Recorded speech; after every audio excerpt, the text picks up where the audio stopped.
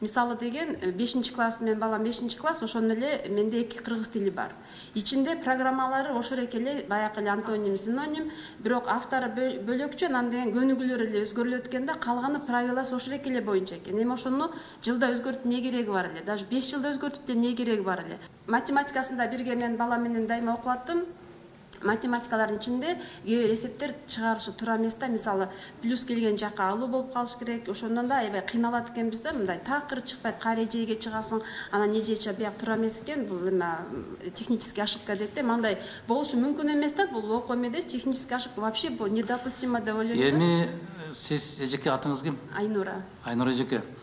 Сиз да кайсы сабактан бересиз? Мен комитетмин. Ата-энелер комитет. Көрдүңүзбү, сүйлөп атканда сиз деле орусча, кыргызча Ооба. кетип баратпайбызбы? Тилекке каршы заман ушундай болуп калды. Мен ушуну айткан киши мени жакшы көрбөйт да, жаман көрөт. Жок, сиз туура эле айтасыз. Карасаңыз, азыр эми чычкан ийине кире албай атып, куйругуна калбыр байлаптыр деген сөз бар кыргызда. Ошол сиз айткан китеп фондун толук камсыз кылып бербей атып, латынга өтсөкпү деген күйдүргүлөр чыкты. Ушуда биз Ушундай күйдүргүлөр чыкты азыр. Айланайын. Сен өзүңдүн ушул Кирилл тамгасындагы китептериңдин фондун корун кантип калдына келтиресиң, ошону ойлош керек да бүгүн. Туура айтасыз, биз деген ошо китеп издеди, сөзүңүзгө аралашып кечиресиз.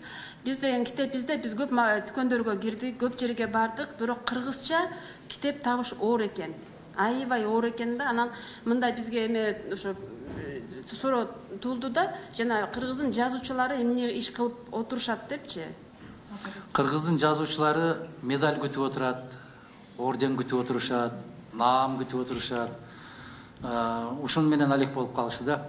Тилекке каршы ушундай. Бирок эски классика болуп калган китептерди эле кайра басса, Ошо болот.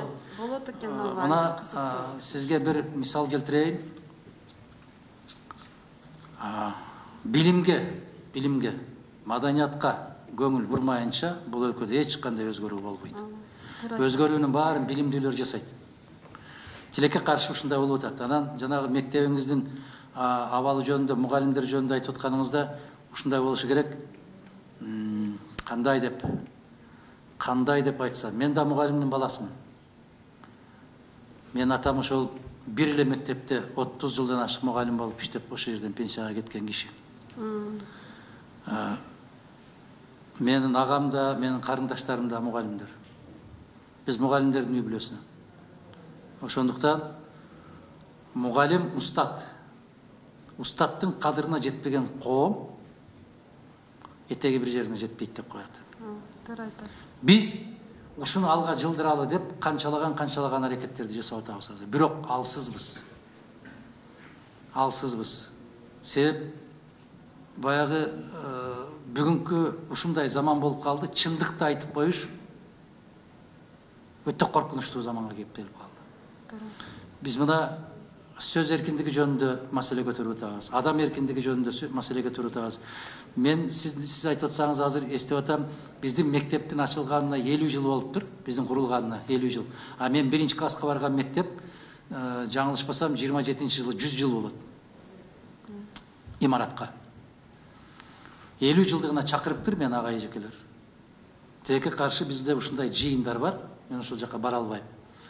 Мүмкүнчүлүктөн пайдаланып ошол мен окуткан ага эжекелерди, ошол мектепте окуп аткандарды дагы кызуу куттуктап кечирим сурап коеюн, ошол иш чарага катыша албай калам. Себеп бул жерде бизде абдан чоң залда чоң иш чара өтөт. Иштерибиз аябай ушундай татаал. Азыр жарым саатка деп чыгып кеттим, эми ал жакта мына караңызчы, туура эмес жазууларды өтө көп чыгып атат китептерде деп атпайсызбы? Мыйзамдарда кетип баратат, туура эмес жазат. Айтып койсоң, киши бир 4 киши чыга калып эле уруша берсе, ушундай болуп калды да, сизди да урушат да. Сага эле керек, отура берчи дейт да. Өзүңүздүн эле күйөөңүз айтат да. Эмне эле безилдейсиң, сага эле керекпи Кыргызстан дейт. Бирок ошондой да моюн сунбашыбыз керек. Бизге керек, туура айтат, бизге гана керек. Мына азыр жаштар жөнүндө мыйзам талкууланып атат да, ошого жетишпей атам деп ичим тызылып атат. Карасаңыз, ошол жерде редакцияда жазып коюптур. Эки жыныстуу жаштарга дейт. Кандай түшүнөсүңөр? Кандай бул эки жыныстуу жаштарга? Ушундай алешемдиктер толтура мыйзамдарда. Конституциянын өзүндө да бар. Ким жазып атат ушуну? Ушуну бүгүнкү билармандар жазып атат. Ошого кызыктар адамдар кылат болуш керек. Ошол сыяктуу сиздин окуу китептериңизде эң туура айтасыз. Кошуунун ордуна алуу, алуунун ордуна кошуу, ушундай нерселер өтө көбөйүп кетти. Бул китеп басышты коммерцияга айландырып алды. Акчага айландырып алды. Ошондой экен ага. Эми ошону кайрадан жөнгө салыш үчүн, ордуна келтириш үчүн башынан тазалаш керек да. Башынан тазаланыш керек. Ошондо анан баардыгы өзүнүн ордуна келет го дейм.